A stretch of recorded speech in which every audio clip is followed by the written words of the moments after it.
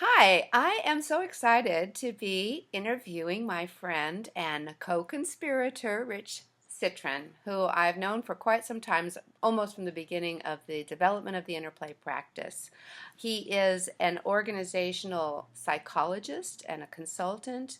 He does coaching work and wide-scale organizational work in the area of stress and grace, and how to help leaders become the best that they can be, and how to help organizations do that. So I'm excited to talk to you, Rich. Thank you, Cynthia. It's great to be with you. I'm so excited to be a part of this webinar series that you're doing, and I'm honored to be interviewed and to talk about interplay and resilience and body wisdom as well. It's very exciting. Thanks for having me on. Well, it's been so fabulous following your journey and development, which I know has had so many, as most lives do, so many ups and downs and turns of wisdom. But could you tell us a little bit about the arc of your practice as a leader in the world? Well, I'd say a leader in my small world, perhaps. Small world. Okay, we'll just start with small. I think the wonderful thing about my connection to you and Phil and Interplay is that it has been such a foundation of support for me and for our family over these past 25 years. Mm. My wife Sheila Collins has been president of the board, and Sheila is of course a dancer and body wisdom therapist and an overall wise person. And so, I have been so lucky to share my path with her and have followed her around when she has all these crazy ideas. And of course, one of her crazy ideas 25 years ago was found on a little bulletin board at the Pacific School of Religion, where back in the old days, you'd peel off somebody's phone number. It wasn't called Facebook. It must have been called Corkboard book or something. That was your name, and Sheila and you connected when you were teaching at PSR, and our life has never been the same, and that's been our connection with you and Phil and with the amazing Interplay community along the way. It's just been such an amazing blessing for us. Mm-hmm. I remember when we first met, you and Sheila had iatria, and you were administering and shepherding the process of holding a group of therapists and leaders to be of service. Yeah, this was really I think Sheila and I have been innovative and entrepreneurial our whole lives, and this was back in the late 1980s when healthcare was just beginning to transition out of kind of mom and pop operations in terms of just solo doctors operating on their own. I'm a psychologist. Sheila was a social worker. And we thought, maybe it would be a lot more fun and interesting if we brought a group of providers together. And so we formed this clinic in Fort Worth, Texas, which we called Iatria, which is a Greek word for healing places. Mm. We weren't sure what to name our place. We called ourselves Psychotherapy and Counseling Center, and our 16-year-old son at that time said, "This is really a boring name. Can't you come up with something better than that?" So we looked at a book about ancient Greece, and there was this word, iatria, which was the way that the healers of the time stopped traveling, stopped making house calls, I guess, and opened offices, and they called those offices iatria, healing places. And we saw that word and fell in love with it and adopted it for the name of our institute, because we did more than just clinical therapy services with our 20 or 30 different psychiatrists, social workers, and psychologists. We also did dance therapy. We had a breath specialist with us. We did massage. We really wanted to create an integrated healthcare entity and organization, and we did that for 10 years, and it was really transformational, I think, for many of the clients we worked with, and certainly was for our staff. We would have 2 or 3 annual retreats every year where we'd go off to some wonderful place and plan and breathe and do work with ourselves and bring practices of interplay and other disciplines that we had studied to help us maintain our own healing, because it's so essential for the caregivers to make sure that they're watching out for themselves. It's the face mask on the airplane. put your own on first, your own oxygen mask on first, and then help other people. If you're not getting any oxygen, you're not going to be of much help to others. Right. So self-care is really, really critical. Yes. For people who do giving and caring work. Yes, and I know that you know that directly and firsthand, and all through Iatria, that InterPlay was part of your journey. And by that I mean really letting ourselves listen to what does the body want, what do we need, what do we need in community, and finding joy and connection with each other. And I also remember that and I've seen this in you, this challenge of economic survival and these institutional issues of insurance and contracting and all of that, and how that weighs against what we're trying to learn and be as humans.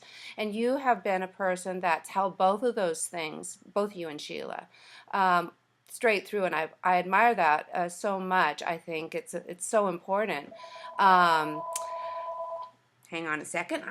I've got my friend. I'm in my office, and as you know, it's like this is a busy place because it's an office. People want to come here, right? And do things and talk to us. You went from there to Pittsburgh to a. I want to mention something yes. that you just alluded to, Cynthia, around the impact of and the ideas of body wisdom in the workplace, because it's really been an amazing transformation that I have seen happening in the workplace. And I mean, I don't mean places like Iatria or body wisdom. I mean places like, banks and construction companies and healthcare organizations, where I am now seeing senior leaders as well as line staff asking questions about how do we take care of ourselves? How do we communicate effectively with our colleagues so they know we care and respect them? How do we, avoid, what do we do if we wake up at 2:30 in the morning and we want to check our email? How do we get out of that habit? How do we learn to use technology so we're not inundated and buried with emails so that it becomes a pleasure to do and not a torture to do? I've been amazed over the past 10 years or so about how we're seeing more of this adoption of really body wisdom is what I would call it, what you would call it. I mean, that's the word that you and Phil had used. As a recognition on the part of executives and workers across the span of all environments to say we have to take these factors into consideration. It's not just crunching the numbers and reaching a conclusion. We have to make sure that we address the needs of people as well. Yes. And that is really a transformational event. That's so exciting. And I'm, as a person right there in the middle of it, you get to see that happening. And I'm glad to hear that report, because sometimes it feels like it's still too long in the coming, but that is so exciting. And I know that one of the things that you're doing as a consultant is you've been writing this book, about resilience, and which is, I think, a way of saying how do we find health when we're going through challenging situations, working with challenging, just the challenges of our personal lives as well as our work lives. Can you say a little bit about your book and how this connects in for you? Sure. Yeah, well, I'm very excited about the book. It's called The Resilience Advantage. It's published by Business Expert Press out of Chicago. It's going to be we're in the middle of March. For those of you watching this in August, we're in the middle of March 2016. The book's going to be out in early April. I'm very excited about it. We've already got it posted in Amazon for pre-orders or being taken. Awesome. But the basic principle of the work that I'm emphasizing is that for the past 70 years, we've been teaching people this idea that you can manage stress. And we refer to that as the stress management model. And that's what you see written up, and that's what you see people studying and taking courses in. And I think we have done an enormous disservice to people in trying to get them to think that they can actually manage stress. Because what that has really done is it's created a kind of false belief that stress is manageable. And I say that stress is not manageable because it is what I refer to as a biological imperative.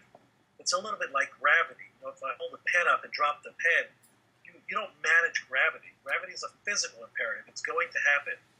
And the stress reaction, the reaction that we have physically to these kinds of adverse or challenging or difficult events, that's hardwired into our body. We're going to have that reaction. Your body's going to release adrenaline. Your hands are going to get cold because your body's going to the central part. Are you going to become more vigilant? You're going to stop breathing, in that kind of emergency reaction. That is the stress reaction. There's no way around managing that. However, and as a result of this idea that we can manage it, we've created a kind of victim mentality for people, which is I can't control these events. My life's out of control. The workplace, I'm overwhelmed with all the stress and challenges that I have. And we've created this belief that we have no control in our life and that we're victims, really, of these events that happen. And while I understand where that comes from, that's not really my experience, and certainly not the experience of the people I work with. The experience that I see in people is that we're actually enormously resilient, which is that we take these events when they come on, and we actually take them on as challenges. So if you've had a particularly difficult day, you don't throw your arms up and say, I quit.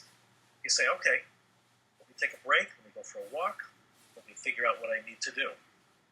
If you're on the highway and there's a car that cuts in front of you, yes, that creates the stress reaction.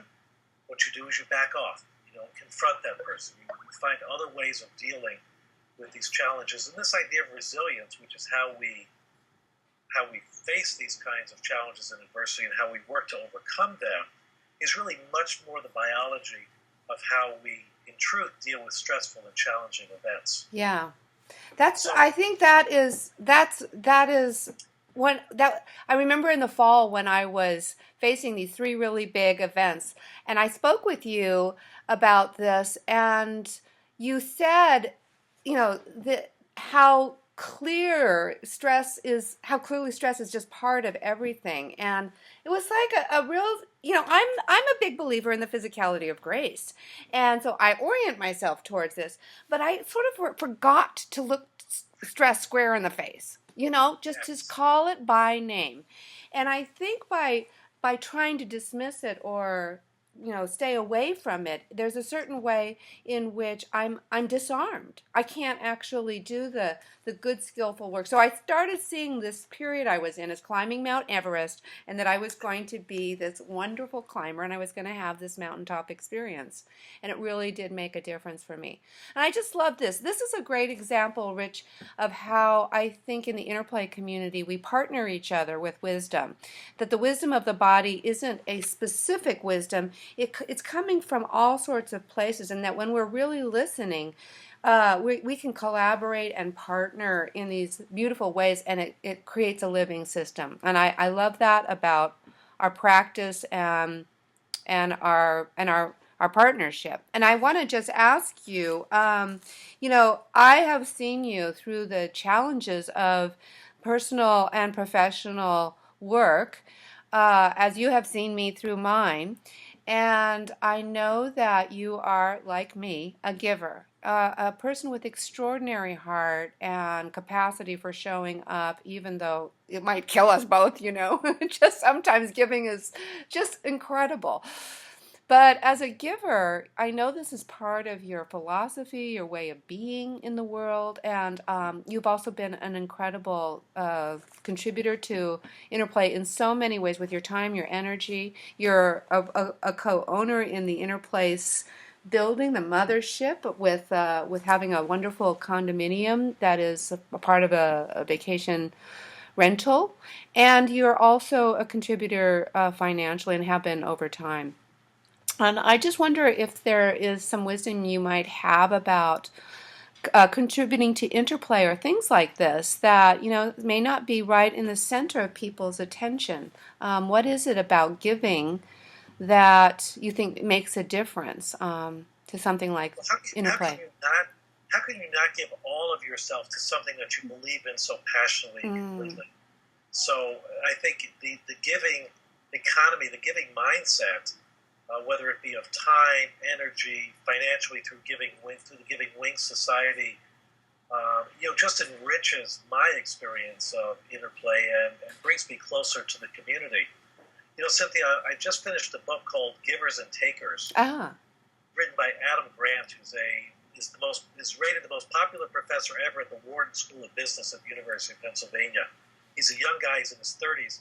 He's written this amazing book about people in their lives who are givers, obviously, and people who are takers. And I never really thought of myself in that way. And one of the really powerful statements that Adam Grant makes in this book is that in the workplace, takers, people who kind of want things and don't necessarily reciprocate, may take advantage of people, they tend to fall in the average range. Some of them are above average, some of them are below average in terms of their performance and how they're viewed as effective as individuals and professionals. Givers fall at the end of the continuum, at the top of the continuum, in terms of their effectiveness and how they're viewed as performers in the workplace. So some of them are give, never get it back, and they wind up kind of burning themselves out. But the highest performers of all, people who are successful CEOs, people who are professional, successful caregivers, these are people who give of themselves in such a way that they build a community of people who support them, gain an understanding of their own giving practices, and find much greater fulfillment and satisfaction in what they do. And this book has been really powerful for me because it has affirmed that my giving style, which sometimes can feel like I do get taken advantage of, or I can let people take advantage of me, is really winds up being one of my most powerful resources. And I think for most of us, for many people, I don't want to say most of us, for many people who I know in the InterPlay community, they are givers. This is not about just focusing on yourself. This is about sharing this gift with the world. It's why so many of us love our InterPlay trips to Malawi, Austria, Scotland, and Tahiti. Have we gone to Tahiti? No, but we should. No. We should. Definitely, we should go on a trip again. And I know, Tom and Ginny and the Amoses are going to Costa Rica. They're taking a trip to Costa Rica next year. So I think there are a lot of great opportunities to give back to the community. And so this idea of focusing on our giving theme is really, really powerful. And I think it represents a central tenet of InterPlay. So I would say any opportunity you have to give back to something you believe in is really a gift and a blessing. Yeah. It has been for me. Thank you so much.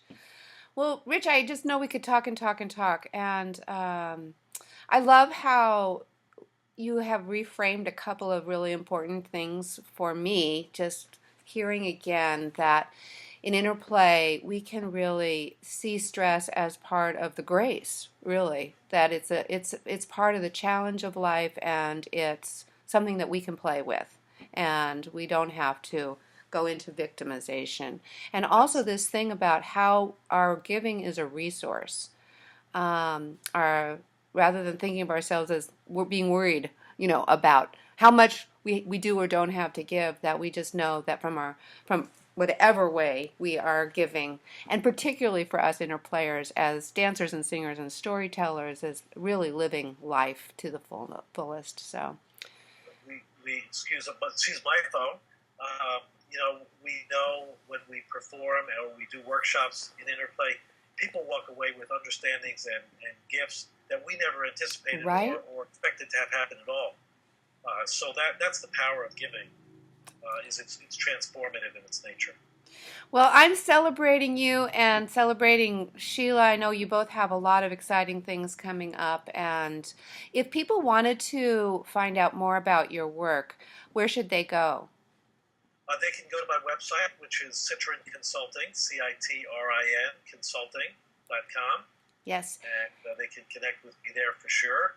I know that they can get a weekly newsletter from you on Resilient Wednesday, which I always really enjoy reading. Yeah, I love the idea that most people send out their newsletters on Monday morning at 8 o'clock. And I thought, you know what? I don't need another newsletter on Monday morning at 8 o'clock. I need something on Wednesday when I'm kind of challenged with how am I going to get through the rest of my day. Yeah. And so they've been very well received. I love doing it, and I know you're going to enjoy this week's which is about bromance. Bromance. Awesome. Bromance, yes, yes. It's going to be Beautiful. really, I really love bringing it. in both some stories and some science about bromance. So it's going to be should be a fun one. I think I'll get some great reaction to it. That's great. Well, enjoy your week, and thank you so much for taking this time with me to put the interview in a new form, Congratulations to you. story. I guess it's going to be in a kind of a way. So thanks, and give Sheila my love and everybody over there in Pittsburgh where you are. Sure will, and All right. thanks to all of our Oakland family as well. All right, will do. Thank you. Bye bye. Bye bye.